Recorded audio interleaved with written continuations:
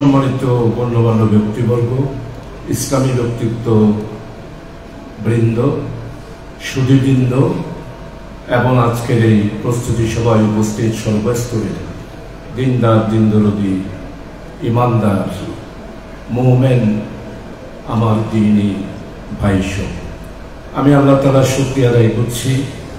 আজকে প্রায় দীর্ঘ অনেক বছর পর আমি 12 সালে চুনতি সিরাত মাহফিলে হযরত ইনায়েতুল্লাহ আব্বাসী সাহেবের বক্তব্যের আগে আমি বক্তব্য রেখেছিলাম। আমার সেই বক্তব্যের পর থেকে আর আজকে হলো 2024 সাল, প্রায় এক যুগ পরে আলহামদুলিল্লাহ আপনাদের খেদমতে এসে হাজির হতে পেরেছি। এই জন্য আল্লাহর দরবারে শুকরিয়া আদায় করছি, শুকরাতান কালিমা পাঠ করছি। ইয়া রাব লাকাল হামদ কামা ইয়ামবাগি লিজালালি ওয়াজহিকা ওয়া আযীমি সুলতানিকা। সম্মানিত উপস্থিতি, আপনারা সবাই জানেন আমাদের এই ভারত উপমহাদেশের মধ্যে আমাদের প্রিয় জন্মভূমি বাংলা, এই বাংলার বিশাল একটি ইতিহাস এবং ঐতিহ্য রয়েছে। এই ভারত উপমহাদেশে বাদশাহ আকবর যখন দ্বীনে ইলাহি ধর্ম প্রবর্তন করতে চেয়েছিল, তখন সর্বপ্রথম ভারত উপমহাদেশে যিনি জিহাদ ঘোষণা করেছিলেন, বাদশাহ আকবরের বিরুদ্ধে প্রচণ্ড মুসলিম উম্মার পক্ষ থেকে আঘাত করেছিলেন, তিনি হচ্ছেন মুজাদ্দেদ আল ফিসানি শেখ আহমদ ফারুকি সরহিন্দ রহমতুল্লাহ আলাইহি।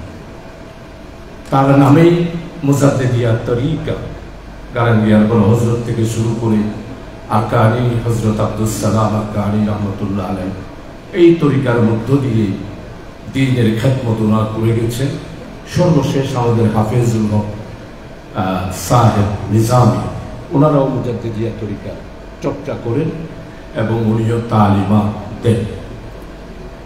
ভারত উপমহাদেশে বাদশাহ আকবরের বিরুদ্ধে কথা বলার সাহস কারো ছিল না। সেই দিন মুজাদ্দেদ আল ফিসানি রহমতুল্লাহ আলাইহি, শেখ আহমদ সরহিন্দ রহমতুল্লাহ আলাইহি, বিশাল ঘটনা। উনার পিছনে যে আলেম ওলামা দ্বীনি ব্যক্তিত্ব ঐক্যবদ্ধ হয়েছিল, আর বাদশাহ আকবরের পতনই হয়েছিল মুজাদ্দেদ আল ফিসানি শেখ আহমদ ফারুকি সরহিন্দ রহমতুল্লাহ আলাইহি। দ্বীনে ইলাহি ধর্ম সমূলে বাদশাহ আকবর দুনিয়া থেকে যাওয়ার পর সমূলে উৎপাদিত হল। আমাদের এই প্রিয় জন্মভূমি বাংলাদেশ আজকে স্বাধীন হয়েছে 53টি বছর। স্বাধীনতা 1971 সালে আমার দামাল ছেলেরা, কৃষক, শ্রমিক, মেহনতি মানুষ, স্কুল, কলেজ, ইউনিভার্সিটির ছাত্র ঐক্যবদ্ধভাবে পশ্চিমা শাসক গোষ্ঠীর বিরুদ্ধে এই দেশের স্বাধিকারের জন্য 71 সালে সংগ্রাম করেছিল। 9 মাসের সশস্ত্র যুদ্ধের মাধ্যমে লাল সবুজের পতাকা আমরা লাভ করেছি। বড় দুর্ভাগ্য হলো, এখানে অনেক বিজ্ঞজনরা আছেন, 71 সালে যখন মুক্তিযোদ্ধারা রক্ত দিয়েছিল, আমার মুক্তিযোদ্ধারা আজানের ধ্বনি শুনেই যুদ্ধে গিয়েছিল। কিন্তু দুর্ভাগ্য, 71-এর স্বাধীনতার পর এই স্বাধীনতাকে হাইজ্যাক করা হলো। আমি রাজনৈতিক বক্তব্য রাখতে চাই না, রাখবো না, শুধু এটাই বলছি, আকবরের দ্বীনে ইলাহির মতো করে 1972 সালে যারা এই দেশের শাসন ক্ষমতায় আসলেন, তারা ঘোষণা দিলেন বাংলাদেশ সেকুলারিজমের মাধ্যমে, সোশ্যালিজমের মাধ্যমে বাংলাদেশ পরিচালিত হবে, ঘোষণা দিলেন। প্রিয় উপস্থিতি, 72 সালে সমস্ত জনগণ কাজ করতে পারলো, কাজ করতে পারলাম না শুধু আমরা, আমাদেরকে নিষিদ্ধ ঘোষণা করা হলো। আমরা 76 পর্যন্ত কোনো কাজ করতে পারলাম না। আমরা মানে জামাত ইসলামী। প্রিয় উপস্থিতি, এই যে 72 সালে সেকুলারিজম, সমাজতন্ত্র রাষ্ট্রীয় ঘোষণা হওয়ার পর চুনতি থেকেই আওয়াজ উঠল, চুনতি থেকেই ধর্মনিরপেক্ষবাদের বিরুদ্ধে শাহ অঞ্চল থেকে প্রচন্ড আঘাত করা হলো এই সিরাতুন নবী সাল্লাল্লাহু আলাইহি ওয়াসাল্লামের প্রবর্তনের মধ্য দিয়ে। সেই দিন কথা বলার সাহস কারো ছিল না। কোন উলামায়ে কেরাম, কোন ধর্মীয় ব্যক্তিত্ব, কোন খানেকার থেকে তৎকালীন সরকারের ধর্মনিরপেক্ষতাবাদের বিরুদ্ধে, সেকুলারের বিরুদ্ধে, সমাজতন্ত্রের বিরুদ্ধে আওয়াজ তোলার কারো সাহস ছিল না। আমি তখন পলিটেকনিক্যালের ছাত্র। আমি ছোট কাল থেকেই দ্বীন কায়েমের সংগ্রামে জড়িত। 1970 সালে সমস্ত লোক নৌকায় ভোট দিয়েছেন। আল্লাহর মেহেরবানি, আওয়ামী লীগ, ছাত্রলীগ আর নৌকা এই জীবনে কোনোদিন এই মুখ দিয়ে বের হয় নাই। প্রচন্ড ভাবে এই ধর্মনিরপেক্ষতাবাদের বিরুদ্ধে যখন কথা বললেন, সারা বাংলার সমস্ত তৌহিদি জনতা, তাদের সবাই কেবলা হলো শাহ মনজিল চুনতির দিকে। এই সিরাতুন নবী সাল্লাল্লাহু আলাইহি ওয়াসাল্লাম প্রতিষ্ঠা হওয়ার পিছনে বিশাল ইতিহাস আছে। সেই চুনতির সিরাত মাহফিল থেকে ধর্মনিরপেক্ষতাবাদের বিরুদ্ধে, সোশ্যালিজমের বিরুদ্ধে আওয়াজ ওঠার পর সারা বাংলাদেশের উলামায়ে হযরত মুখ খুলল। তাদের ওয়াজে, তাদের বক্তৃতায় ইসলামিক স্কলাররা তখন চুনতি থেকে প্রেরণা নিয়ে সারা বাংলাদেশে আওয়ামী লীগের বিরুদ্ধে, ধর্মনিরপেক্ষতাবাদের বিরুদ্ধে, সেকুলারিজমের বিরুদ্ধে, সোশ্যালিজমের বিরুদ্ধে আওয়াজ উঠল। পট পরিবর্তন হলো, যা হওয়া তাই হলো, আল্লাহর হুকুম যেটা ছিল সেটা। আজকে সিরাতুন নবী সাল্লাল্লাহু আলাইহি ওয়াসাল্লামের ৫৪তম আগামী বছর হবে, অর্থাৎ এই বছরই হবে। আমি শুধু আপনাদের সবার কাছে শাহ মনজিলের আওলাদ যারা আছেন, ভক্ত যারা আছেন, সিরাত মাহফিলকে যারা ভালোবাসেন, নবী মুহাম্মদ রাসূলুল্লাহ সাল্লাল্লাহু আলাইহি ওয়াসাল্লামকে যারা ভালোবাসেন, আমি তাদের কাছে হাত জোর করে বলবো, এই মাহফিল দ্বীনি মাহফিল, দুনিয়াবি কোনো মাহফিল নয়। এই মাহফিল করার পিছনে যিনি কেবলা চুনতিতে এই সিরাত মাহফিল প্রতিষ্ঠিত করেছেন, এই জন্য আজকে আপনাদের সবার কাছে অনুরোধ করব, দুনিয়াবি যদি কোনো উদ্দেশ্য নিয়ে, রাষ্ট্র ক্ষমতা নিয়ে, নিজেদের প্রভাব প্রতিপত্তি নিয়ে যদি সিরাত মাহফিল করে, দুনিয়াতে পাবেন কিন্তু আখিরাতে পাবেন না। আর যদি রেহুজিল্লাহ শুনছি শাহ কেবলার মতো করে যদি দুনিয়াবি উদ্দেশ্য বাদ দিয়ে আখিরাতের উদ্দেশ্যে, হুব্বে রাসূলের উদ্দেশ্যে যদি সিরাত মাহফিল করে, তাহলে আমাদের আগামীকাল আখিরাতে আমাদের নাজাতের উসিলা হবে সিরাতুন নবী সাল্লাল্লাহু আলাইহি ওয়াসাল্লাম মাহফিল। আমার কথাই যদি কেউ কষ্ট পেয়ে থাকেন, আমি হাত জোর করে তাদের কাছে ক্ষমা চাইব। আমি বলতে চাই, আজকে বাংলাদেশকে সর্বশান্ত, বাংলাদেশকে দুর্নীতির মাধ্যমে, সিন্ডিকেটের মাধ্যমে, ফ্যাসিস্টদের মাধ্যমে, গণতন্ত্র হত্যার মাধ্যমে, ভোটাধিকার হত্যার মাধ্যমে, বাংলাদেশে হত্যা, খুন, অত্যাচার, নির্যাতন, আইনাগরের মাধ্যমে বাংলাদেশকে যারা ভারতের করদাহ্য করতে চেয়েছিল, আজকে বাংলাদেশ সেই করদাহ্যের ষড়যন্ত্র থেকে আল্লাহ তাআলা আমাদেরকে উদ্ধার করেছে। ওই সময় যে ছাত্র আন্দোলন, আমার প্রিয় ভাইয়েরা রক্ত দিয়েছে। সিরাত মাহফিল কারো দলের নয়, কোন ব্যক্তির নয়, কোন রাজনৈতিক দলের নয়। এই মাহফিল সমস্ত উম্মার সম্পদ। তাই আজকে মাহফিলে আমি আপনাদের যারা আছেন, আলহামদুলিল্লাহ সবাই তো অতীত সহযোগিতা করেছেন, অবশ্যই সামনে আগামী মাহফিলেও সর্বাত্মকভাবে আপনারা সহযোগিতা করবেন। শুধু আপনাদের কাছে অনুরোধ করব, বাংলাদেশ থেকে ব্যাংক লুটেরা শুধু একটি পরিবার ইসলামী ব্যাংকে অর্ধেক টাকা লুট করে নিয়ে গিয়েছে। দুর্নীতিবাজ বিদেশে অর্থ পাচারকারী, এরা হলো বাংলার জনগণের শত্রু, স্বাধীনতার শত্রু, বাংলাদেশের চেতনার শত্রু হলো এই ব্যাংক লুটেরা। যদি আমার ক্ষমতা থাকতো আমি আলেম হতাম, ব্যাংক লুট করে যারা মসজিদ করে সেই মসজিদে নামাজ পড়া জায়েজ হবে না সেই ফতোয়া আমি দিতাম। লুট করে নিয়ে গিয়েছে। সালমানের প্রমাণ, আপনি কোথায় যাচ্ছেন? বাংলাদেশে 2.5 লক্ষ কোটি টাকা এই সালমান রহমান ভ্যাকসিন কো লুট করেছে। আর পলানোর সময় গাড়িগুলো ছেঁচেই পলায়ন করেছে। বেঈমান, মুনাফিক।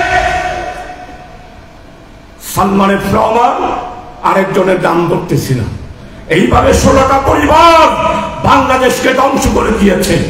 এই আগামী দিনে সিরাত মাহফিলের স্লোগান হবে দুর্নীতিমুক্ত বাংলাদেশ চাই। সিরাত মাহফিলের স্লোগান হবে ন্যায় ভিত্তিক, ইনসাফ ভিত্তিক, বৈষম্যহীন বাংলাদেশ আমরা গড়তে চাই। এই স্লোগান এই সিরাতুন নবী সাল্লাল্লাহু আলাইহি ওয়াসাল্লামের মাহফিলের স্লোগান হওয়া উচিত। কারণ আমার নবী সাইয়্যিদুল আম্বিয়া রাসূল আকরাম সাল্লাল্লাহু আলাইহি ওয়াসাল্লাম মদিনায়ে মুনাওয়ারাতে যেই রাষ্ট্র কায়েম করেছিলেন সেই রাষ্ট্রই সিরাতুন নবী সাল্লাল্লাহু আলাইহি ওয়াসাল্লামের মাহফিলে আমাদেরকেও সেই রাষ্ট্র কায়েম করা স্লোগান দেওয়া দরকার। ব্যাংক লুটেরা, আমি ধনী ব্যক্তিদের বিরুদ্ধে। আজকে সরকার ঘোষণা করেছে, অতীতের কোন সরকার পারে নাই। ডক্টর ইউনূস 20 দিনের মধ্যে সমস্ত সরকারি কর্মকর্তা ব্যাংক হিসাব, আশ্চর্য ব্যাপার, থানার একজন ওসি 4000 কোটি টাকার মালিক। শেখ হাসিনার ফিওন, শেখ হাসিনা নিজেই বলছেন আমার ফিওনও 400 কোটি টাকা। তোর বাপের টাকা, তোর বাপ দাদার মুল্লুক বাংলাদেশ 400 কোটি টাকা না, যা নিয়েছ সব বাংলাদেশে বৈষম্য বিরোধী ছাত্র আন্দোলনের সৈনিকেরা ফেরত আনবে। কারণ এবারের বাংলাদেশ নতুন বাংলাদেশ, নতুন বাংলাদেশেই আমরা যাত্রা শুরু করেছি। আমাদের বয়স মাত্র আজকে 31 দিন। এই সরকারকে তো দুর্বল ভাববেন, কেউ পাবেন না।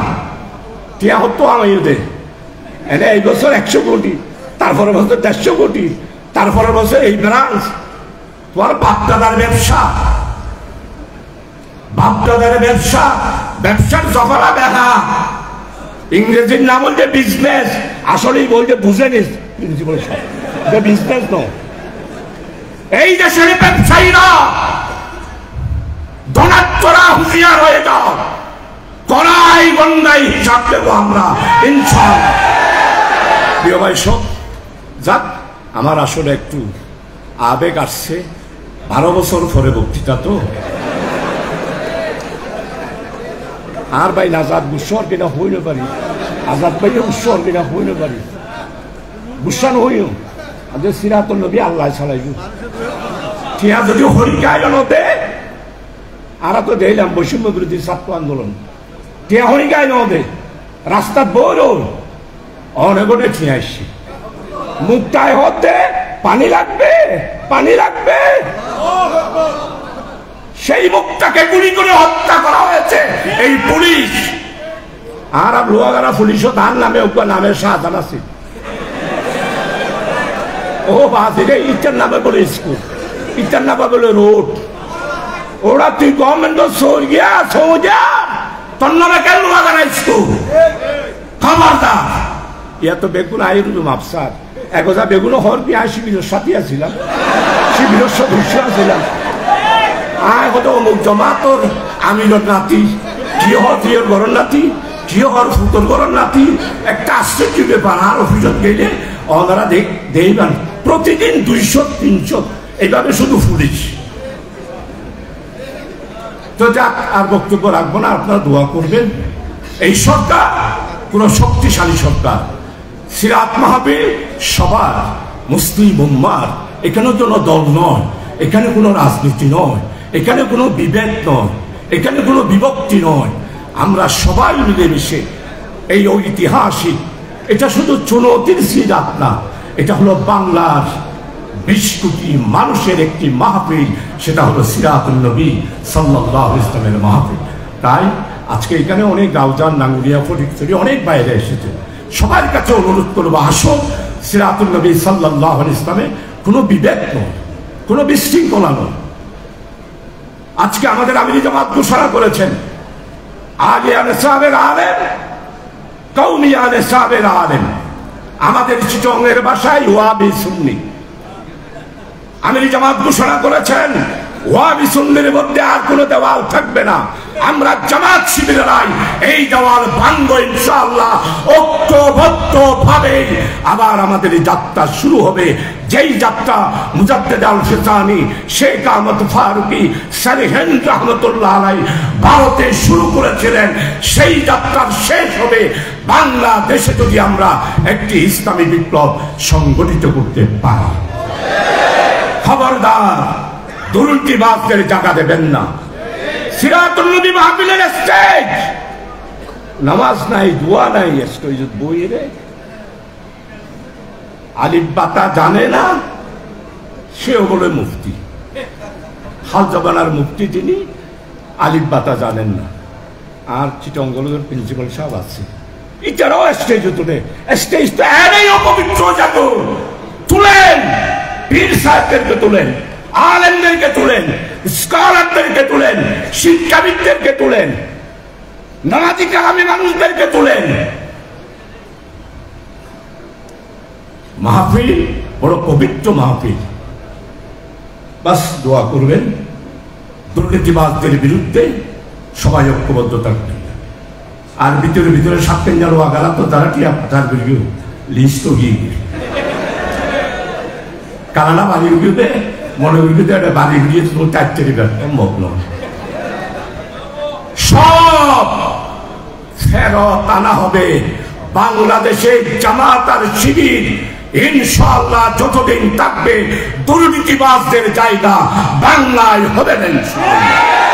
আসুন সবাই ঐক্যবদ্ধভাবে আগামী দিনের মাহফিলে সর্বাত্মকভাবে সহযোগিতা করার আহ্বান রেখে, হ্যাঁ ওদিকে হচ্ছে ঠিয়া নতালে ঠিয়া কেন করবো, নতালে করবো বাইন দিয়ে রে ফয়সা মাছ দিহাইও, অসুবিধে কি আছে?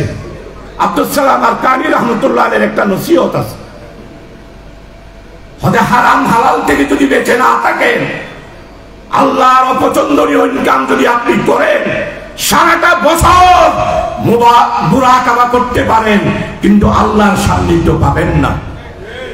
এরপরে আমি আরেকটা নসিহত বলেছেন। আচ্ছা, আমাদের আমি আচ্ছা এটাই বলে ফেলি। উনি বলেছেন, যদি আপনি আল্লাহর অপছন্দনীয় কোন ধরনের ইনকাম যদি আপনি করে থাকেন, সারাটা বছর মুরাকাবা মুশাহাদা করলো, আপনি আল্লাহকে পাবেন না। এই জন্য উনার নসিহতের মধ্যে আছে, আল্লাহকে যদি পেতে চান, দুঃখের সাগরে সাঁতার কাটো, সুখের সাগরে খুরমা ফুলো হ্যাঁ হ্যাঁ, সুখর সাগরের বাইরে আল্লাহর ভেজা ইয়ার হলদিনও সম্ভব নয়। সুখের সাগরে বেশে খুরমা ফুলো খায়, নদীর ওই তীরে শতান অপেক্ষা করতেছে, শয়তানকে পাবেন, আল্লাহকে পাওয়া সম্ভব নয়। এটা আমার কথা না, আব্দুল সালাম আর কানি হযরতের কথা। পান খলিফা এরা আছে, আর হাফেজ সাহেব মৌলানা নাসিরউদ্দিন সাহেব খেয়াল করি বিতান্ত একটা না, আসলে সুপুরিকে খেয়াল বেশি।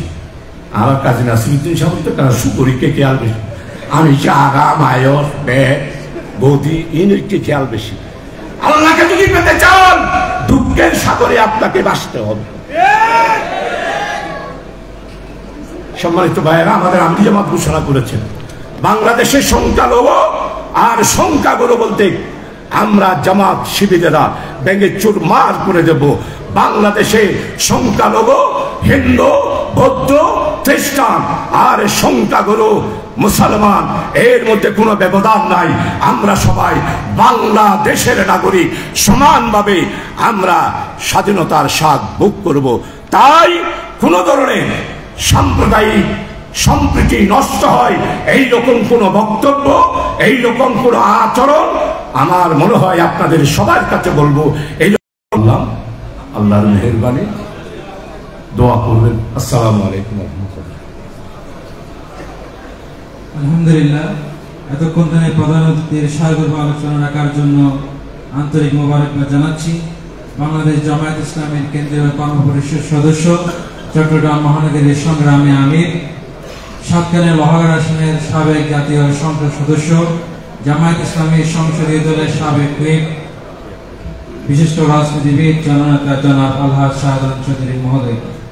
এ পর্যায়ে মিলাদ মুস্তাফা সাল্লাল্লাহু আলাইহি যে সম্মানিত মেহমানবৃন্দ, আপনারা প্রত্যেকেই নিজ নিজ আসনে বসে থাকবেন। আপনাদের যে তবরুকের ব্যবস্থা করা হয়েছে আপনাদের সিটে পৌঁছিয়ে দেওয়া হবে। যারা নিচে বসেছেন ওনারা নিচে বসবেন, যারা উপরে আছেন ওনাদেরকে আমরা এই পাশে চেয়ার দিয়ে বসাবো।